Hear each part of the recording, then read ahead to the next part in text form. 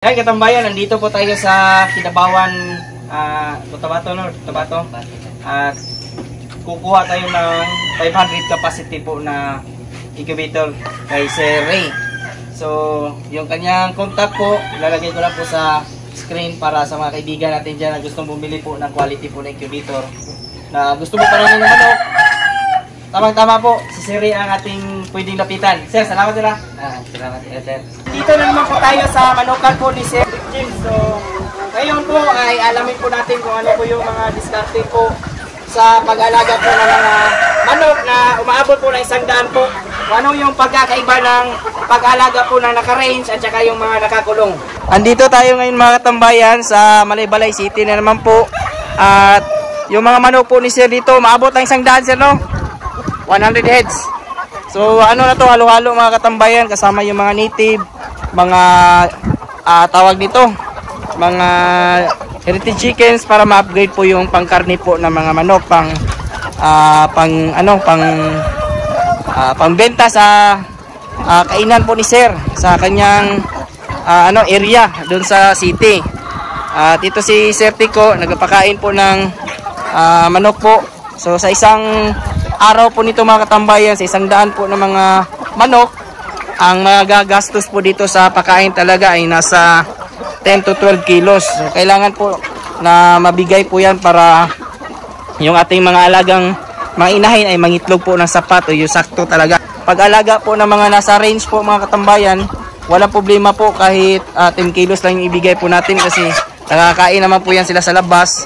So pwede po silang kain ng mga damo-damo, mga insekto, kumpara po sa mga nasa loob na pag tinipid mo sila, sigurado talaga yung mga manok po na nandito sa loob ay hihina talaga yung pangingitlog. Kaya sa pag-alaga po ng mga manok po dito sa loob, pinaka-importante na dapat sapat yung patuka po nila. So kung maaari 60 grams kada pakain yung dapat ibigay dito sa ating mga alaga kung nasa loob po. O, kita niyo po yung mga nasa labas katambayan, oh. So, diyan kahit sa kumakain lang yan dyan sila sa ng mga damo, lalabas lang yan. Kaya kahit konti lang ipakain natin sa labas, walang problema po yan kumpara po sa mga nasa loob. Sa pag-alaga ng hayop po, importante din po na kung may kaya tayong bumili po ng pabo, pwede po natin haluan para may extra income din po tayo gaya po nito. So, yung mga ganito kalaki, pwede na natin ibenta po ng panlitsyon po per kilo. So nasa 6 to 7 kilos na po yan. Malaki na po yan nakita kung tag 400 per kilo po. So ganun po ka napakaganda pag-aalaga ng manok. Dapat salihan po natin ng konting tawag nito, mga hayop. So andito si Sir, papakain po dito sa sa loob. Pwede masud kya.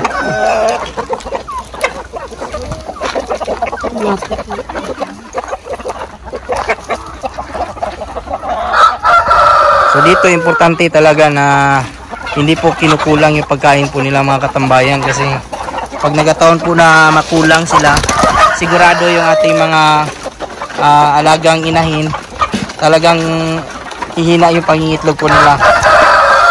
So yung ating mga tandangin po dapat ay nasa 1:5 para hindi po ma-stress yung ating mga alagang inahin sa pagkasta po. Maaari po kasing ma-injury gaya po yan, no? Pag sa sobrang kasta, maaari po yung magkalbo yung kanilang likuran. Masigatan pagkastahan po ng mga tandang. So, bukas tayo dito. Magsisilik po tayo ng mga good po ng mga pagpipilian natin yung mga tandang na pampari sa ating mga pang-upgrade po ng mga inahin. Yan, importante po na hindi po tinitipid yung ating alaga. Sakto tapat sa timbang yung pagkain po nila. Kasi yung ating mga inahin po dito, mga alagang manok, nagdidepende po yan sa ibibigay po ng ating tagabantay, o nagdidepende yan sa ating ibibigay. Kung konti yung ating ibibigay na pagkain, sigurado maapektuhan yung kanilang pangingitlog. Kaya napaka-importante na hindi po tinitipid yung mga ganito po na klase na manok. Lalo na po pag heritage, na itlog lang po. So dapat ay huwag tipirin para makakuha po tayo ng madaming itlog. At isa din po sa pinaka-importante po, ayan o, may kolekta ng itlog si Sir. Ang pag-alaga po ng manok, dapat may vitamins po tayong ibinibigay. Ano pala yung vitamins natin dito kaya na ibinibigay kaya? King Beta King's Beta Plus. So yan mga katambayan yung pinapainom po ni sir. So yung ating mga alaga dito, papakainin to ni sir. So hindi dapat to tipirin. Mapiktuhan talaga yung pangingitlog. Kita niyo po mga katambayan. Dapat busog. Pakain ni sir dito alas 4 po. Dapat napakain na po natin. Yung ating kandang dito nasa 2 lang. So ang babae ata dito nasa 14. So pwede po yan, sakto lang. Ayan, yung pakain po ni Sir Feeds talaga. Ayan, pinakasakto sa pagbibigay po ng patuka dito. So, sa kabila naman po nilipat yung mga black astrolor para makaproduce po ng pure din po na sisiyo. So yan. So yan. Kulikta ni sir. So, mag-agi mi dra bay. Kira.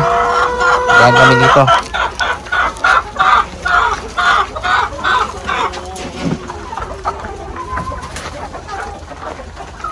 So ganito ang pag-alaga po pag maramihan. Maganda rin po na magkaroon din po tayo ng merienda po sa kanila sa hapon, sa lunch. Pwede tayo magbigay po ng madidiagwa, malunggay.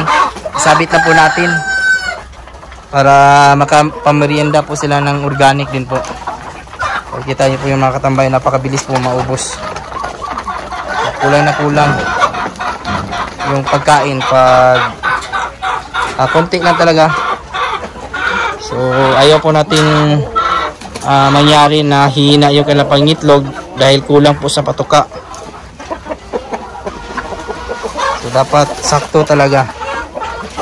Di bali sumubra ng konti, wag lang po magkulang. Yan yung pag-aalaga po ng mga manok po na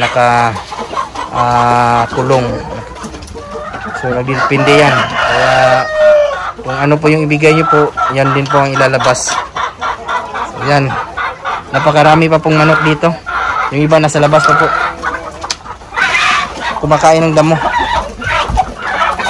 Yan o. Kita nyo po pinagtulungan kasi yung tandang po marami po sobra. Kaya ganun yung nangyayari.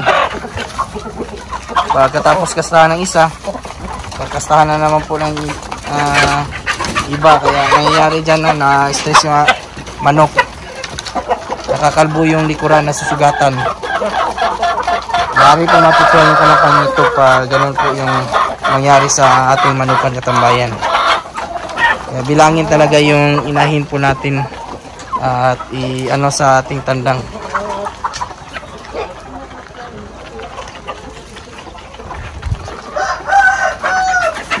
Ang tubig po nila dapat hindi po maubusan din po. Palaging meron dapat yan. So yan pinagtulungan na naman po.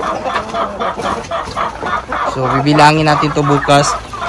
Yung iba hindi po bumababa kasi takot po yan sila. Maaari pong takot sa mga lalaki. Pagtulungan, kastahan.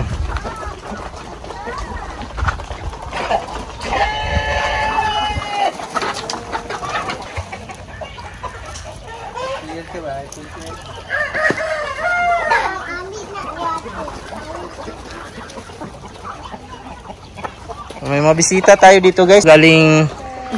Galing to sila, Jensen. So yan po yung mga ganapan ngayong araw mga katambayan. At sa mga kaibigan po pala natin na gustong bumili po ng mga heritage chicks, heritage chickens, mga malalaki, mga pangkarne, ay maaari po natin bisitahin po yung farm po ni Sir Rick James. At meron din po siyang area po sa likod ng Gaisano po ng Malaybalay City. So si Sir maglalagay doon ng tarpaulin.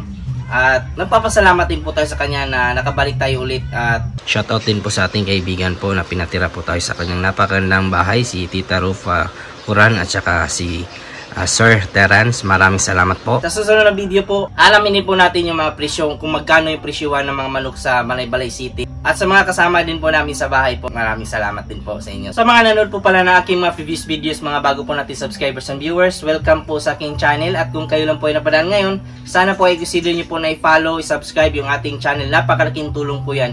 Kung may mga katanungan naman po kayo, ilagay nyo lang po sa comment section at ating sasagutin.